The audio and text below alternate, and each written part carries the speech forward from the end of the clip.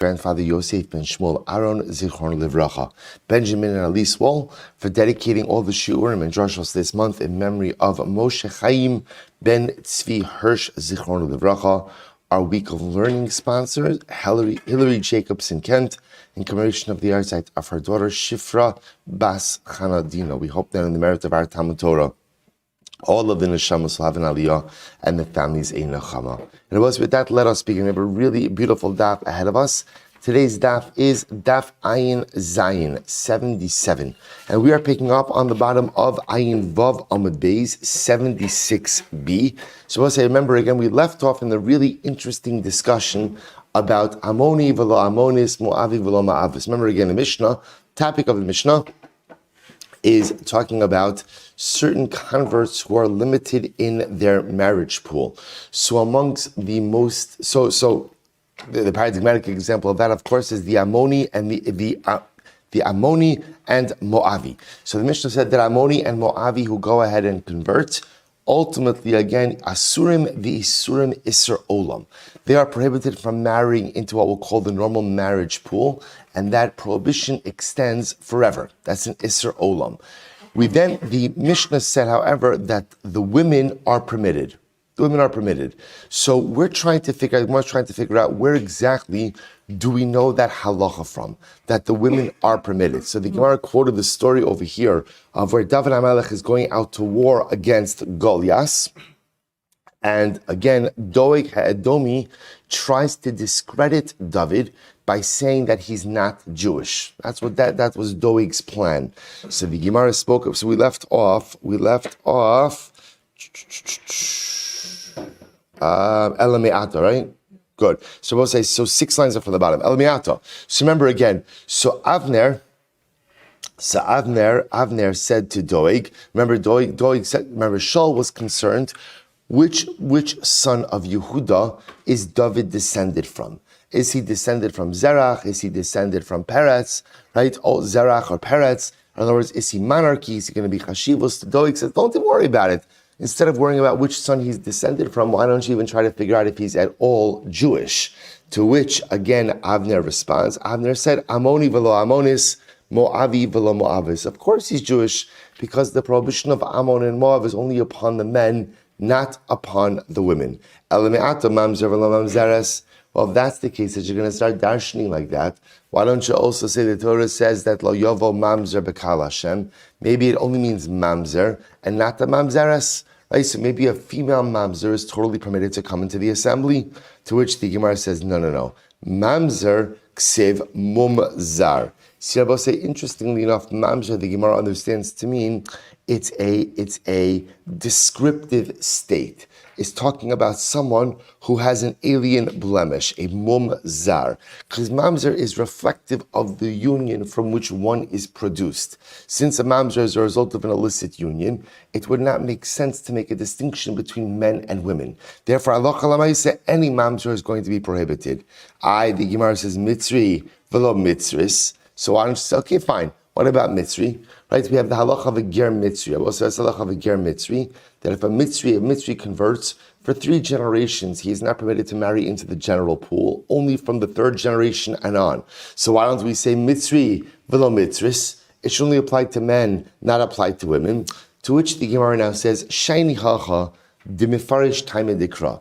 You're right. By Ammon and Moab, there is a very good reason why the women are permitted, why the women are not limited why the women don't have the conversion limitation, because the Torah itself explicitly says what the problem is with Ammon and Moab. What was the problem? Alasher lo kidmu eschem balechem ubamayim. The pasuk says, when you're coming out of Egypt, Ammon and Moab did not greet you with bread and water. So that's the reason why the Torah prohibits, again, not the conversion of Ammon and Moab. So if somebody from Ammon and Moab, there's no problem to convert. The problem is going to be whom you could marry. So the reason why Ammon and Moab are forever restricted from marrying into the normative, we'll call the normal marriage pool, the general marriage pool, is because they did not greet you on your way out of Egypt with bread and water. So this fundamental lack of chesed, this fundamental lack of just human kindness represents such a profound lacking in this nation. Therefore, HaKadosh Baruch Hu says they can convert, but I don't want them marrying into the general pool. So the Gemara therefore says, Darko shel ish lakadim lo darko shel isha lakadim. It would have been, at least biblically speaking, the derech of the man to come out to greet others with bread and water. It would not have been the derech of the woman, right? At least biblically speaking, it would have been considered to be a breach in tznius, a breach in modesty, for the woman to come out and start greeting strangers with bread and water. Says the Gemara, the Noshim Nikras Noshim. I don't understand, so why couldn't the men come and offer bread and water to the men, and the women offer bread and water to the women, and make it simple like that? In other words, that would not have been a breach in tznius. Ishtik. Ultimately, again, Avner was silenced. He didn't have a retort. This was Doeg's retort. Avner didn't have a retort. Miyad. Vayomer HaMelech Shal Ata ben Miza Elam. So we'll say, interestingly enough, right after this exchange, Vayomer HaMelech Shal Ata ben Miza Elam. Who is this? Who is this Elam? Now we'll say Elam is another name for a lad, for a young man, but it's different than Nar. Says the Gemara, interestingly enough, Karle Nar, Hasim Karle Nar, Karle Elam. Why is it beforehand Shaul called David a Nar, and here he's calling him an Elam? Why the distinction? Hachi Ka'amrle, Halacha Misalma Mimcha, say V'Sha'al Bebeis HaMedrash. So we'll say Shaul was telling Avner, you don't know the halacha, right? The halacha has escaped you, because remember again, Avner put forward this idea of Amoni velo Amonis, Moavi velo Moavis, that it only applies to the men, doesn't apply to the women. Again, his logic about that, or just follow the progression. What was his limud? His limud was, since the Torah explicitly says the problem with Ammon and Moab is that they're going ahead and what they didn't greet you with bread and water, it would have been the derech of men to come out, not the derech of women. Therefore, the men are precluded, the women are not. To which Doeg responds, I don't understand, why couldn't the men go to the men, the women go to the women? So Avner didn't have an answer. At this point now, Shaul tells Avner, you don't have the answer, go and ask in the Beis Medrash. So we'll say, now watch this. Say Shaul Beis Medrash. Shaul, so Avner went last line, I will say Ayin Vavam Beis, last line 76b. Shaul, so Avner goes out to ask, Amrule Amoni velo Amonis, Moavi velo Moavis. So again, I will say he goes to the Beis Medrash, and in the Beis Medrash they tell Avner, your drasha is correct. Your drasha is correct. The prohibition only applies to the male members of Ammon and Moab, not to the women. Tap of Ayin Zayin, Akshilahu Doeg Kohani Koshyasa. So Doeg then asked all of his questions in the Beis Medrash. Right? So Doeg has all of his questions. Remember, what are all the questions of Doeg? Like we just said before, why can't the men go to the men, the women go to the women? Mitzri, velo mitzris, all the questions, ishtiku. Ultimately, again, interestingly enough, Doeg, who himself was also an incredible Talmud Chacham, stumped the Beis Din. They didn't have an answer to Doeg's questions. Boy lachruze alei. So I'll say, listen to this. So Doeg, now that he had stumped everyone, he stumped Avner, he stumped the members of the Beis Medrash, he wanted to announce that David Hamelech, well, he wasn't David Hamelech yet, that David wasn't Jewish. Now, not really that he wasn't Jewish, but that he was descendant of Ammon and Moab, and therefore, again, really, to a certain degree, illegitimate. In other words, here's what Doeg was bent on. Doeg did not want anyone to see David as an heir apparent to Shaul. He wanted to totally delegitimize David. So how do you delegitimize David? Say that he's a descendant of Ammon and Moab. Ammon and Moab aren't really permitted to go ahead and marry into the normal pool. But I will say what this also does is it creates a problem for Yishai, right? Because Yishai did marry into the regular pool. It creates a whole familial problem with David. This is what, again, it's not that his Jewishness is in question, because he'll be Jewish, but Lameis, again, genealogically or linealogically tainted. So what happens? The Gemara says, Miyad, immediately, Va'amasa ben ish ushmo Yisra ha-Yisraeli asher ba'al Avigail bas Nachash Uksiv Yesar Yishmaeli. So it says, listen to this. So now the Navi records another story, right? It says this guy, Yesar HaYishmaeli. This individual, again, his name was Yisra HaYisraeli, Asher Bal Avigail Bas Nachash Achastruya. So the Navi talks about this individual, Yisra HaYishmaeli. Rava says, but it also quotes, I'm reading it out of order.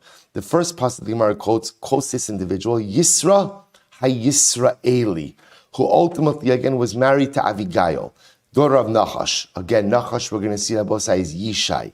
So the Navi is describing over here a man by the name of Yisra, calls him Yisra HaYisraeli, and ultimately, again, he was married to Avigail, who was the daughter of Nachash. Now, I'm giving you a little bit of I'm going to spoil it a little bit.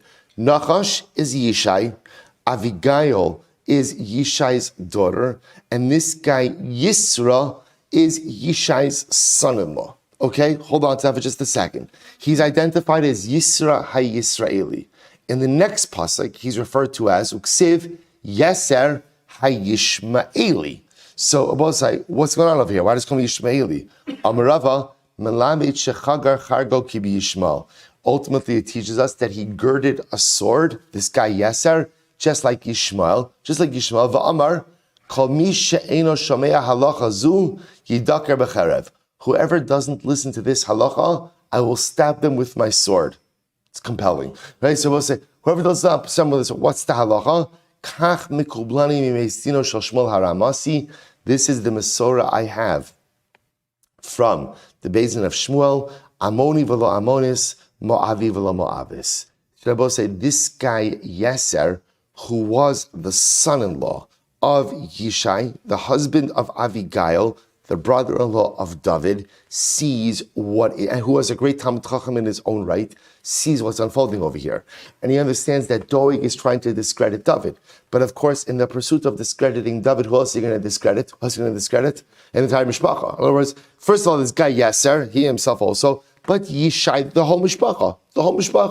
So Yeser decides to take matters, and Yeser, who's the Talmud Chacham, takes matters into his own hand, picks up his sword and says, listen guys, let's get this straight. Let's get this straight once and for all. Amoni v'lo Amonis, Moavi v'lo Moavis. The prohibition only applies to the men, doesn't apply to the women. Rabbi say, to which the Gemara says something very interesting. Umi mehemin. Rabbi says the Gemara, come on. Is this the way we decide halacha? Right? That people get, right? Listen to this. After all, the Gemara says, this is fascinating. Kol Talmud Chacham, Shemora halacha. Well, say if you have a posek, Talmud Chacham, Upaskins halacha, Uba, and right, and he comes, right, Uba, Im Kodem Maisa Amra Shomim Lo, Ve'im Lav Ein Shomim Lo. So we'll say, this is actually a very interesting halacha. Look here at the top Rashi for just a moment. Im Kodem Maisa, Shebasa Hora Asa Liyado, Amra, V'shana L'Talmidav Beis HaMedrash, B'Shem Rabo, Shomim Lo, B'Shas Hora. Ve'im Lav Ein Shomim Lo, Shema Machmas Maisa Ba Liyado Amra. See, it's very interesting. When if a Talmud Chacham comes along and advances a halacha that we have never heard before and we're not familiar with, if he advances it if he teaches it in advance of a lamaisa case, then we accept it. But if a Talmud Chacham comes along with a new halacha that we have never heard before, and it's as a new case has come before us, we're concerned that the halacha is not legitimate. In other words, we'll say, which makes sense. In other words, if somebody comes up with a chiddush, right, and they teach the chiddush, fine, and then the ability to apply the chiddush comes later on, that's fine. But if the case is before us, and now someone comes along with a chiddush that we never heard before, and introduces the chiddush to apply to this case, the Gemara just says, it seems what? Seems a little bit fishy. Now we'll say, Tosas qualifies this. If you look at the top Tosas, in Kodem Maisa Amra Shomim Lo, Tosas says, Amra Beinu Tam, Dahainu Dafka, Heicha Duhu Atzmo Nogeya Badavar. No. Tosas says, you have to add another piece. See, I will say, what makes this whole thing a little bit fishy, what makes the whole thing a little bit strange, is that Yeser, the one who's threatening to kill everyone, right, if they don't accept the halacha, is also himself what? Impacted by the halacha.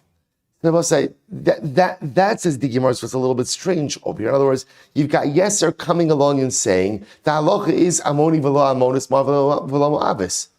Okay, it's a little bit. You're the son-in-law of Yishai, who is the descendant of Rus. David HaMelech is the one who's trying to be discredited over here. So again, the Gemara says that's not really how we decide halacha. To which the Gemara says, "Shani hacha da Shmuel beis kayim." They both say, here's the difference. Everyone is attributing this halacha to who? To who? Shmuel and his Beis Din.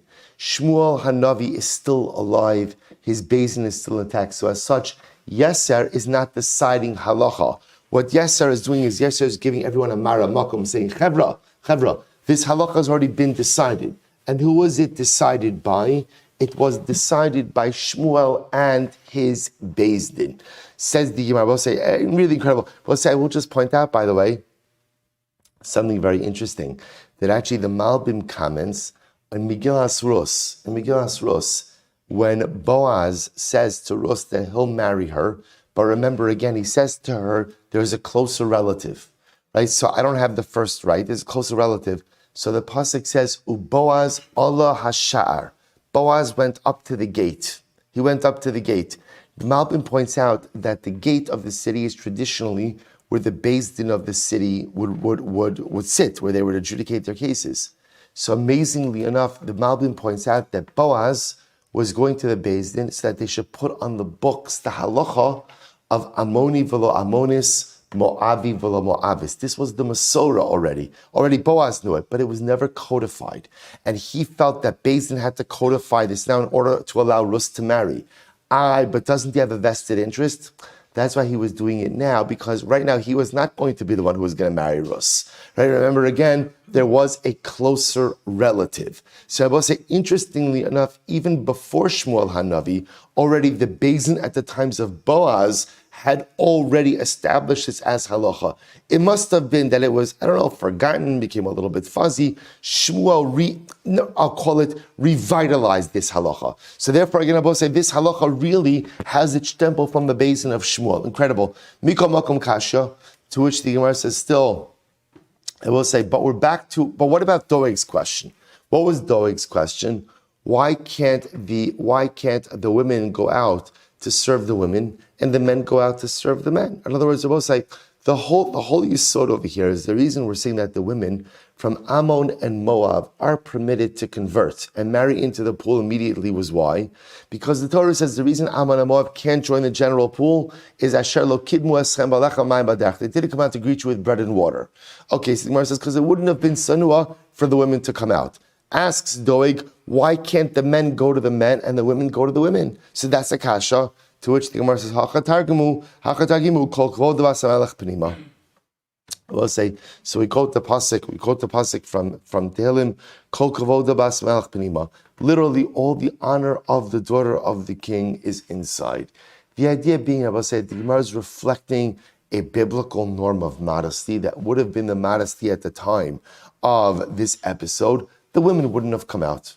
Okay, we'll say that was just the mitzvah. It wouldn't, even for the women to come out to the women, it wouldn't have been that the women would have come out to do anything for a foreign nation, and therefore, again, the women are not limited by the conversion restriction. Incredible. So it says the Gemara, B'ma'arava Amri Eretz Yisrael, they said, V'yitim Rabbi Yitzchak, Amar Kra, V'yomer Elav Ayei Sara Ishtecha. So we'll say, to quote this biblical norm of the woman remaining inside of the house, the Malachim asked Avram Avinu, where is Sarah, your wife? And remember again, I will say, what does Avram Avinu answer?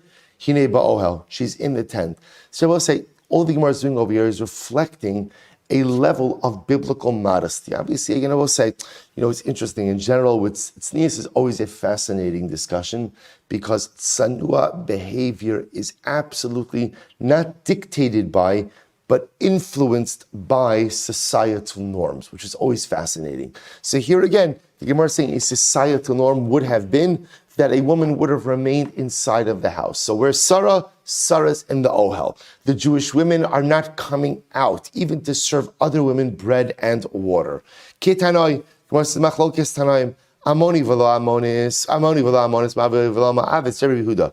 So Rabbi Yehuda darshins that the pasuk is Amoni v'lo Amonis, Moavi v'lo Ma'avis only applies to the men. not the women. These are Rabbi Yehuda. Rabbi Shimon says, Al dvar asher lo kidmu eschem balechem ubamayim. Why can't Ammon and Moab convert? Because they did not come out to greet you with bread and water. Darko shall ish lekadem velo darko shall isha. It is the derech of a man, but not the derech of a woman to come out and greet with bread. And I will say, I want to point out, when the Gemara says kitanai, it's machlokes tanaim, the machlokes is not on the conclusion, right? Everyone is agreeing at this point in time that halacha l'maisa, the conversion limitation for Ammon and Moab is only on the men, not on the women. The machlokes over here is the why. One, Rabbi Yehuda has just a straight drasha. Ammoni v'lo Ammonis, Moavi v'lo Moavis. Rabbi Shimon has more like a time of dikra, right? He's darshaning the reason. Ashelo kidmu eschem balechem ubamayim. But all agreeing that the restriction only applies to men, not to women. And I will say just one more time, what is the restriction? Remember again, it's very important. Men from Ammon and Moab can convert. They could convert. What's the restriction? The restriction is who they can marry.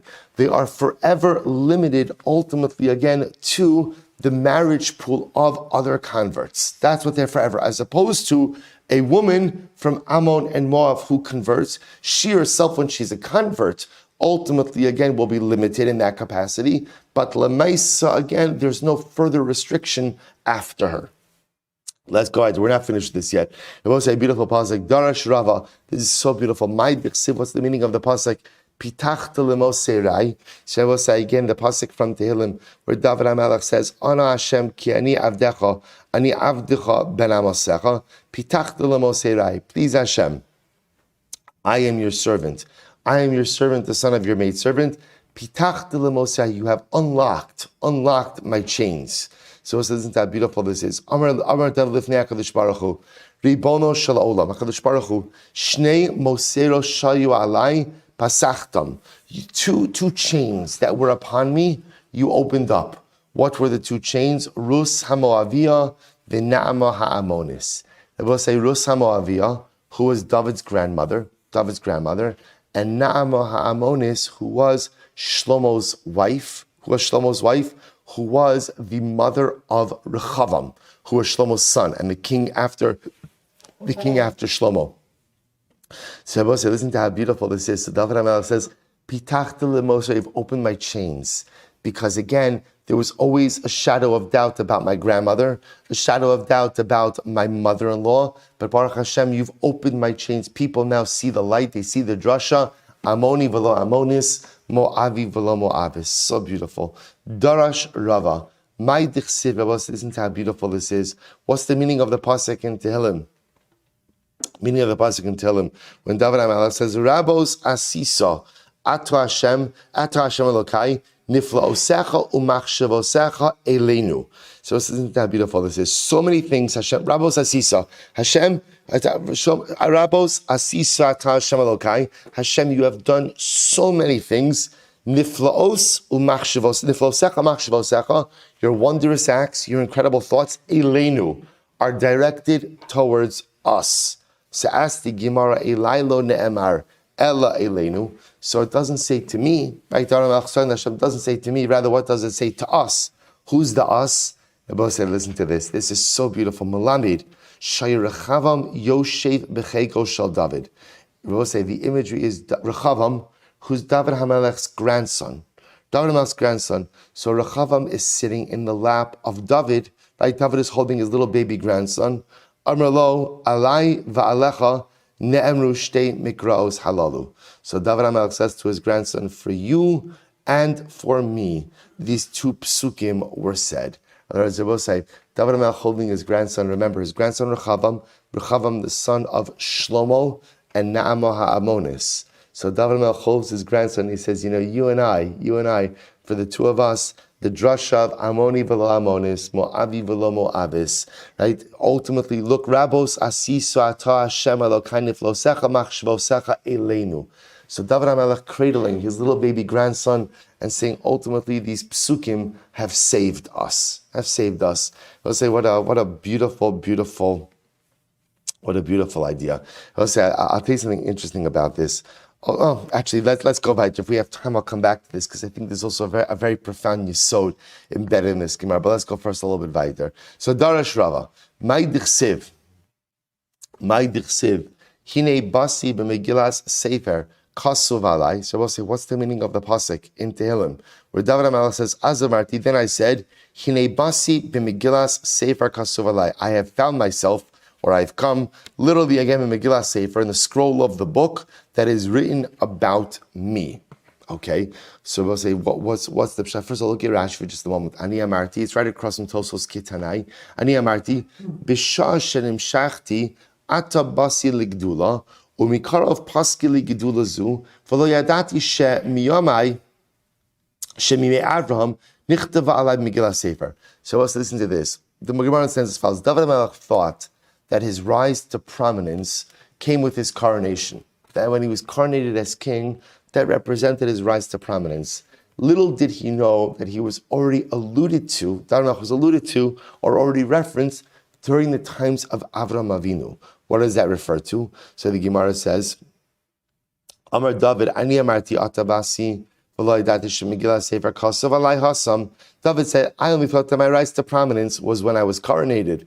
Little did I know that I was already mentioned during times of Avram Avinu. We'll say why, because what does it say about Avram Avinu? Hasam ksiv hanimtsos. Hacha ksiv matzasi David avdi b'shemen kadshi mishachtiv. The boss is actually very interesting. The pasuk that the Gemara is quoting by hanimtsos, interestingly enough, is in Bereshis, where the Malachim come to stone to save Lot. So they come to stone to save Lot. They tell Lot they're going to destroy the city. They tell Lot, gather your family. Now remember again, Lot has 4 daughters. 2 of them are married, 2 of them were single living in the home. Lot tries to get his married daughters to come with, but his sons-in-law did not believe anything that Lot was saying. So what does the pasuk say? They say to Lot, kum kachas ishtecha, take your 2 daughters who are found with you in the house. So what's the lashon nimtsaos? What does it say by David HaMelech in Tehillim? Matzasi David Avdi. I found my servant David. I both say it's the same word. Hanimtsaos matzasi, matzah. I both say, who is David HaMelech descended from? Who is he descended from? He's descended from the daughter of Lot, right? The oldest daughter of Lot, who gave birth to the nation of Moab, right? Me'av. So I'll say, so David HaMelech says, I realize that my birth, my existence is alluded to already in Sefer Bereshis. So profound, I will say, so incredibly profound. Amar Ula. Well, so I'll just say something very interesting, just as an aside. It is fascinating to see that monarchy, Jewish monarchy, is descended from interesting sources, right? I will say generally, like monarchy, prides itself on a pedigree, pure bloodlines. If you think about our monarchy, we'll say, where does our monarchy descend from? So first of all, where does monarchy originate from? With who? Right, Yehuda, right? But it's Yehuda and who? Yehuda and Tamar, right? That's an interesting story, right? In other words, right? So we have the whole episode of Yehuda and Tamar, right? How Tamar conceives because her father-in-law thinks that she's in harlot. She has 2 sons, right? Zerach and Peretz, right? And Peretz is the father of the monarchy. Then you have the whole story with Rus, right? And again, you see, so again, Rus being a Moabite convert. So you have converts, right? You have a woman disguised as a harlot. So I will say, why does monarchy originate from these things? So the Maral says something very beautiful. The Maral posits that all of this is done to keep the monarchy humble. That I will say that halacha l'maisa, should the monarch ever get too carried away with himself, what do? You say, hey monarch, Melech, take it down a notch, open up a Sefer Bereshis, right? Let's see the Alter Baba and Zayda, right, and how they met. Right, let's go through that story a little bit, right? So the idea, I will say, is so profound that the monarch who is someone who is most prone to gaiva is we keep his ego in check by ultimately highlighting the interesting sources of his lineage. It just keeps the ego in check. Fascinating yisod. So I will say, back to some of these halachas. Fascinating halachas over here. Bas ger amoni ksheira lakuna. So I'll say, listen to this case. This is the daughter of a ger amoni. So we'll say, so which I have over here is, you have, look at Rashi, bas ger amoni, kasaka daitcha amoni sheniskaira ishto, imo, v'horasa v'leidasa bikdusha. So we'll say, here's what we're assuming this case is right now. You have a man and a woman from Ammon who convert, and they have a child, they have a daughter. So Ula says in Rabbi Yochanan, that daughter is ksher l'kahuna, right? That daughter is ksher l'kahuna. So because we'll say, bepashtos, right? So again, mother and father are both Ammonite gerim, convert, have a child, the daughter is totally kosher. Amar le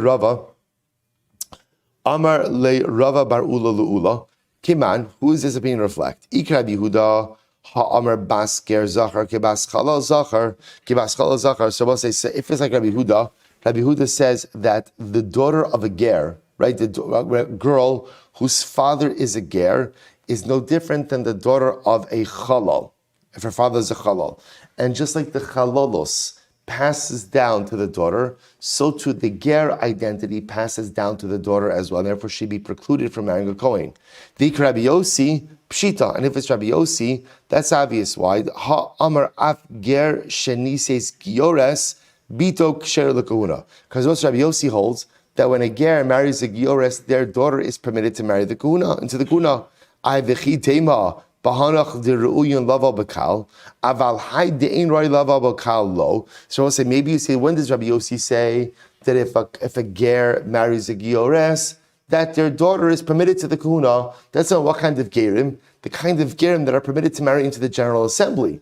But Lamaisi, here you're talking about an Ammoni and an Ammonis, and the Ammoni father is not permitted to marry into the General Assembly. So perhaps halacha Lamaisa, their daughter is not permitted to marry a Kohen, to which the Gemara says, Haval hai de'ein roi lava bakal lo, minale. So we'll say, first white line on the bottom, minale. Suppose we'll learn out from the case of a Kohen Gadol who marries an Almana. Look at Rashi for just a moment. So minale, first of all, mina tisi lon hai dimishum dein roi lava bakal bito psul yosef mishar gerim ho unikavosei motar. So we'll say, now listen to this.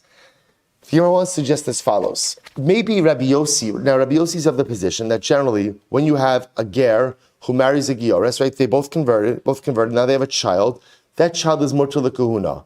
The Gemara is suggesting maybe that's only in the case of gerim who are permitted to marry into the general marriage pool.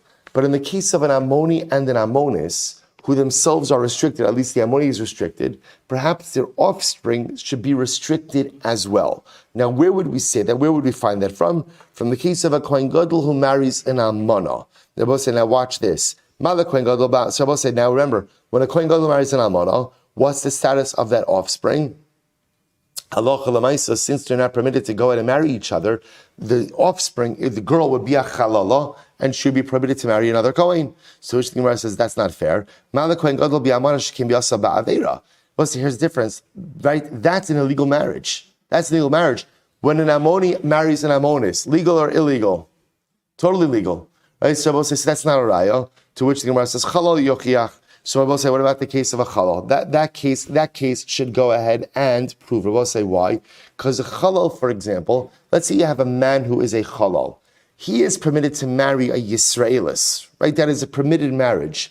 But yet, halacha l'maisa, if they have a daughter, the chalalos of the father passes down to the daughter. So you could have a case of a legal marriage where somehow the genealogical flaw of a parent is passed down to the child. To which the Gemara says that's not fair because that's not a good comparison. But a chalal is someone who is created through a Ma'aseh Aveira. That's different than the case of Ammoni and Ammonis. To which the Gemara says, Kohen Gadol yochiach. The Chazra Adin lo re'izeh k're'izeh, v'lo re'izeh k're'izeh. So we'll say, so therefore the cases really aren't comparable. But there is a tzad hashava. What's the tzad hashava? What's the common denominator? She'ena barov kal. I will say this is very interesting. These individuals are not like the majority of people. Or what does that mean? That ultimately, again, halacha l'maisa, these individuals are different, right? They're look at Rashi. Elan Kisharov Yisa, Shariyesh Bakulan Sad Pogum, Kohen Gadol Biasa Ba'avera, right? Chala Yitzira So Ba'avera, Amoni in Roila Vabakal. So again, in all of these cases, you have a situation that is not like the majority of people, namely that Allah Chalamaisa, the case of the Kohen Gadol with the Amanas and Avera, the Chalal ultimately has a genealogical blemish, and therefore, again, I would say that this is comparable to an Ammoni and Ammonis, because there, or at least an Ammoni, he's not permitted to marry into the General Assembly. To which the Gemara says, "Ha'atzada sheva sheva shena b'rov kal ubito psula, afkan she'eno b'rov kal ubito psula." So we'll say that's the principle. The principle is, if you are unlike the majority of Klal Yisrael, then ultimately, again, the child, the daughter that you have, will be prohibited from marrying a Kohen. Okay? Mala tara shava shebahen shekin yesh ben sad avera. No, but there's an easier it's kam deramer. Kam deramer between Chalal and Kohen Gadol is what? There's a Maisa Avera involved, right? A Chalal is formed as a result of a prohibited union, and the Kohen Gadol with an Amana is Avisin Isser Da'araisa, to which the Gemara says, Dilma vada ba'amoni shnasa bas Yisrael ka'amrit. Well, so maybe the case where we're talking about an Ammoni who married a Bas Yisrael. And what do we say? Af agav de bi'asa ba'avera bito kshera. Right, I'll say, watch this. Now, we're switching gears a little bit. Maybe the case we need to be focused on is a case of an Ammoni, male, obviously a male Ammoni convert who marries a Jewish woman. Then I'll say, that is usher. That is usher, right? Because the Ammoni is not permitted to marry into the General Assembly. But ultimately, again, maybe we'll say as follows. Even though the Bia is prohibited, the daughter should be permitted. It was fascinating, right? The daughter should be permitted. So the Gemara says, Amarle, ultimately, again, I think that should be true. In Tchi Asr Rabban Rabbi Yochanan, Bas Ger Ammoni Ubas Mitzri Sheni, the daughter of a Ger Ammoni and the daughter of a Mitzri Sheni, Rabbi Yochanan Mukshera. Rabbi Yochanan says they're kosher. Reish Lakish Amar Pasal. Reish Lakish says they're pasal. Reish Lakish Amar Psula. Why does Reish Lakish say that they're pasal? The Yalif La Mi Kohen Gadol Ba'amana. Interestingly enough, he learns it out from the case of Kohen Gadol and Almana. Rabbi Yochanan Mukshera. Rabbi Yochanan says kosher. Why? We'll say Amud Beis. The Tani Rabbi Zakkai came to Rabbi Yochanan. Ki im besula me amav yikach isha. And we'll say because the pasuk says. The pasuk says Amano Grusha v'Chalala Zona Es Ela Lo Yikach, talking about all the people that a Kohen is not permitted to go ahead and marry. Right? I'm sorry, the Kohen Gadol is not permitted to marry. Amana Grusha Chalala Zona Es Ela Lo Yikach Ki im besula me amav. He must take a besula me amav. So the Gemara says, what does that teach us? Lahavi giores mikana shehi ksher lakuna. The Bible said this teaches us the case fascinating, what we call the giores mikana. Look at Rashi for just a moment. The Tani Rabbi Zakkai, Lomar mehai klala shamina leil Rabbi Yochanan de Machshir. The Bible say, what's the case of giores mikana? Listen to this. B'mechuna kolomar sha'avia v'ima me'am echad v'nolda b'kedusha lafuke ger amoni shenasa bas Yisrael delav mikanahi hoilo bi'asa ba'avei rabita psula. Both say, listen to this. The word me'amav teaches us that if a girl comes, as long as a girl comes from a completely Jewish family, she is permitted to go ahead and marry the Kohen Gadol, even if what? Even if both of her parents were converts. So if she came, let's say, from an Ammoni, is incredible, from an Ammoni and an Ammonis who married each other, that daughter would be Kshera Likahuna, as opposed to a case of an Ammoni who married a Yisraelis. I will say, right, that marriage is illegal, and therefore the daughter would not be permitted to go ahead and marry a Kohen Gadol. So v'amarle, I said, ani shona amav me amav lahavi bisula haba'a mi beis amamin. Ultimately, I will say, so I learned this halacha to teach me that halacha lamaisa, a Kohen is permitted to marry a bisula, even if she comes from beis amamin. Va'at amrit giores mikana bisulo. And I will say, here's what's interesting. What the Gemara is debating over here is the following situation. Mikana, we'll say, by the way, the lashon of kana literally means from the nest. This is referring to two parents who convert from the same nation. What about two parents who convert from different nations? They're both converts. But let's say, again, a man from Ammon marries a woman from Moab.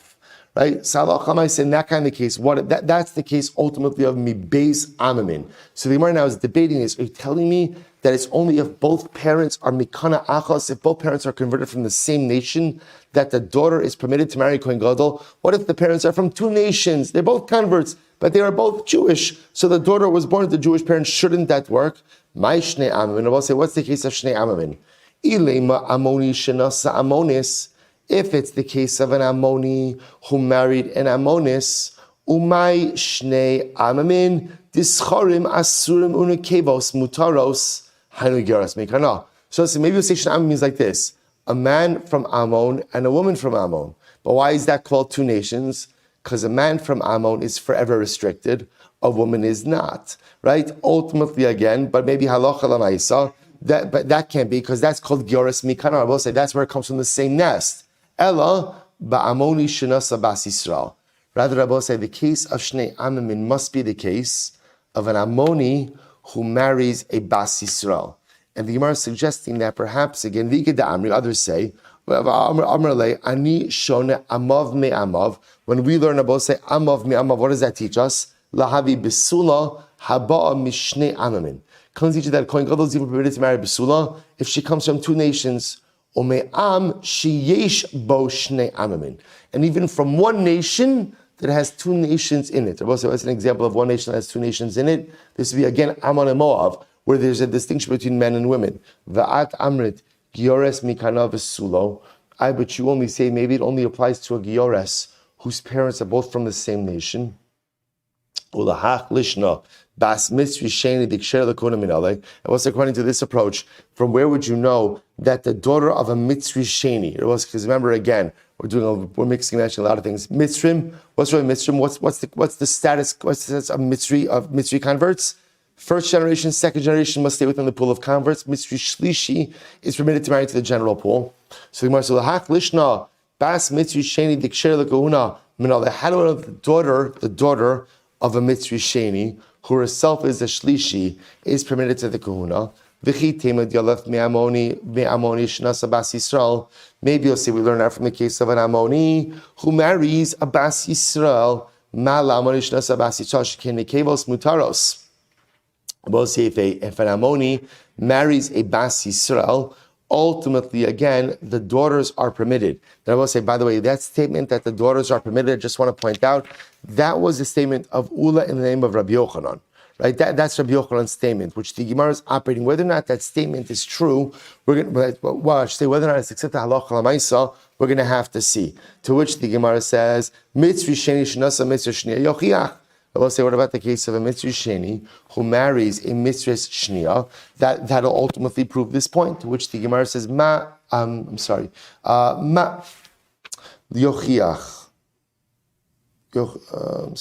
Mala mitzvah sheni, first wide line. Shenasa mitzvah shnia shekein ein biasa ba'avera. I will say it's not a fair comparison, because when a mitzvah sheni marries a mitzvah shnia, that bias is totally permitted. Ammoni shenasa bas Yisrael yochiach. So we'll say an Ammoni who marries a bas Yisrael, that'll prove the point. The Chazra, I didn't both say, and again, as much as we keep trying to make comparisons between these cases, the comparisons don't work. Amar Rav Yosef. Hainu d'shamana li Rav Yehuda da'amar amav me'amav v'lo yedana mai ka'amar. I will say this is why Rav Yosef says this is why ultimately again when we heard the drasha of Mav Amav, Rav Yehuda says I'm not sure what the drasha is coming to convey to us. Kesar Shmuel Bar Yehuda Amar Hachi Tana Kamei Isha Amonis Kshera Bina Me Amoni Psula. I will say now watch this. I will say just to be clear. This entire discussion is all anchored in the statement of Ula named Rabbi Yochanan, where Rabbi Yochanan said that halacha l'maisa, if an Ammoni marries a Bas Yisrael, which is an illegal marriage, if they have a daughter, that daughter is kshera l'kahuna. So we'll say that sparked a whole discussion. That's what all of this is. So now watch this. Hachitana kamei, Isha Ammonis kshera. All right, I was saying Isha Amonis is Kshera. I was saying that doesn't seem so right. What was it? Pashas wasn't Isha Amonis a female convert from Ammon. Bina me Ammoni pasal. But I will say if a woman, right, if you have a female convert, and I will just call it an Ammonis marries an Ammoni and they have a son, that son is pasul, right? That son has the status of an Ammoni convert. Ultimately, when we say pasul means what Rabbi say, he's limited in his marriage pool. Ubita me Ammoni kshera. But if they have a daughter, their daughter will be kosher. When is this so? Ba'amoni va'amonish niskairu. This is when it's an Ammonis who converted. Avabita me Ammoni psula. But if she has a daughter from an Ammoni, she's pasul. Okay. So Gemara says, Amrle, poke tani libra. He said to him, take that price out of the base medrash. Which again is Talmudic lingo for saying that doesn't make any sense. My da'amrit isha Ammonis kshera. So let's go through this brisa. When you said an isha Ammonis is kshera, that makes sense. Why? Ammoni v'la Ammonis. So I'll say, let's go through this one by one. Right? An Ammonite woman converts. What's her status? Right? I'll say, now what her status is, she's a giores. Right? So whatever limitations the giores has, she has. I'll say, but again, lamaisa, her limitation on the marriage pool is the same limitation as any giores. But ultimately, again, she's not limited like a male convert. Okay, so the Gemara says, "Bina be'amoni pasul da'amoniu." Now, we'll say that's case number one. Case number two: an Ammonis marries an Ammoni. They have a son. What's the status of their son? He's also considered to be a male Ammonite convert, which means it's pasul. We'll say when we say pasul, that means is that Lamaisa, again, he's limited in his marriage pool as well. Now watch this. Ubita me Ammoni kshera. But if Ammonis marries Ammoni and they have a daughter, their daughter is kosher. So let's analyze this. Lamai. Ilema lava bakal. If you say that she's kosher and that she's permitted to marry into the general marriage pool, that makes perfect sense. Hashta ima kshera himi bai. We'll say, of course, she's kosher to marry into the normal marriage pool. Why? Because if her mother is kosher, certainly the daughter is kosher. Ella lekahuna. Wow. Rather, we'll say what it means when it says kshera, it means this girl is permitted to marry into the kahuna. So the Gemara says, when is this? So we'll say what this is saying is, so just to get down the three cases, right? Really, it's four cases. Let's keep all four cases. Case number one, right? Male Ammoni converts. Status, pasul, right? Case step number two, female Ammonis converts. Status, we'll call her kosher, right? Step number three, they get married, mazel tov. Step number four, they have a son. Status of the son, pasul. Step number five, they have a daughter. Status, kosher. You both say it's that last piece that we're focused on. Kosher for what? If you say that it means kosher that she can marry into the normal marriage pool, that's obvious. Her mother is already kosher. Now again, her mother can't marry into the marriage pool because her mother is a giores. But her mother is kosher. If the mother is kosher, certainly the daughter is kosher. So rather, we'll say, when it says that it's kosher to marry into the normal when it says that the daughter is kosher, it must mean that what? Kahuna. So I will say, even though this girl, both of her parents are converts, she is going to be permitted to marry into the kahuna. So when is this so? Ba'amoni va'amonis sheniskairu. This is when her parents, Ammoni and Moavi, they converted before they had her. Avabita me Ammoni psula. But I will say, if an Ammonite man fathers a child with the Yisraelis, that girl is going to be psula. To which the Gemara says, my Bita me Ammoni. What does it mean, her daughter from an Ammoni? Right? If you say that it's a man and woman, both Ammonites who converted, that's the case of what we call Giores Mikana, which we spoke about earlier, which we learned from Me'amav. Ella Ammoni Shinasa Bas Yisrael. Rather, it must be talking about a case of an Ammoni who married a Bas Yisrael, and nevertheless, their daughter, even though that marriage is illegal, their daughter will be permitted ultimately again to marry a Kohen. Amarle Puk Tani Libra. That's when he was told, get that brisa out of the base medrash, because that brisa is not correct. So just to point out, it's really a full circle. Because remember, this discussion started with Ula Kor Rabbi Yochanan, Ula Senin Rabbi Yochanan, Bas Ger Ammoni Ksher Lekuna. That if you have an Ammoni who marries a Bas Yisrael, which is an illegal marriage, but they have a daughter, that daughter is Asur Lekuna. It's that statement that sparked this entire conversation Interestingly enough, the Gemara seems to reject that statement. Now we'll say, how do we pass Kna Halacha L'Maisa? So I'll tell you something amazing. This is in the Rambam Hilchos Isurei Bia, Perek Yotes Halacha Yod Gimel. Listen to this. Ger Amoni Shnasa Bas Yisrael. Here's the case. If you have a Ger Amoni, you married a Jewish woman, the Chei Mitzri Sheni Shnasa Bas Yisrael, we'll leave it out. Afapi Shebi Asam Ba'aveira, even though the Bia is Aser. The Bia is Aser. Vaharei Nishosehem Zonos. And I will say, when a Jewish woman has relations with and a ger amoni, she becomes a zona, because halachic zona. Because most remember, what's the definition of a zona? A zona is whenever a woman has relations with a man with whom she cannot have kiddushin, she becomes a zona. So remember again, this is an illegal marriage. A ger amoni marrying a Jewish woman, right? Why is that an illegal marriage? Why? Because a ger amoni is forever relegated to the marriage pool of gerim or avodim mishuchrarim. That's where he's permitted to dwell. If he marries a Jewish woman, that is prohibited. Nevertheless, says the Rambam, benosehem kisheros kahuna lechatchila. I will say absolutely incredible. Nevertheless, their daughters, right? Their daughter is kshera lekahuna lechatchila. I will say, now what's the logic? I will say the logic is quite simple. What we begin to see is that the status of Ammoni is only by the men and not by the women. It all goes back to the same drasha of Ammoni velo Ammonis, Moavi velo Moaves. Therefore, I will say, interestingly enough, the father's Ammoni status is not passed down to his daughter. Because it's not passed down to his daughter to a certain degree, this daughter's yichus is really fully from who? From her Yisraelis mother. And therefore, halacha l'maisa, again, she's totally kshera l'kuna. But say that's how he paskin like Rabbi Yochanan. Pretty incredible. But say good, let's go weiter.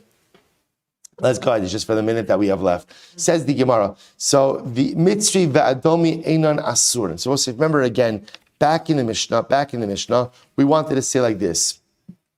Mitzri and Adomi, right, was next category, are only limited for the first 3 generations. Right in generation 3, they're permitted to marry into the normal pool. So the Gemara says that applies to both men and women. Remember again, comes along Rabbi Shimon. Rabbi Shimon says, no, the women should be permitted immediately. What was his logic? What was his logic? We'll stop over here for today. We'll pick up at Meretz Hashem at the 2 dots tomorrow. Shkoyach.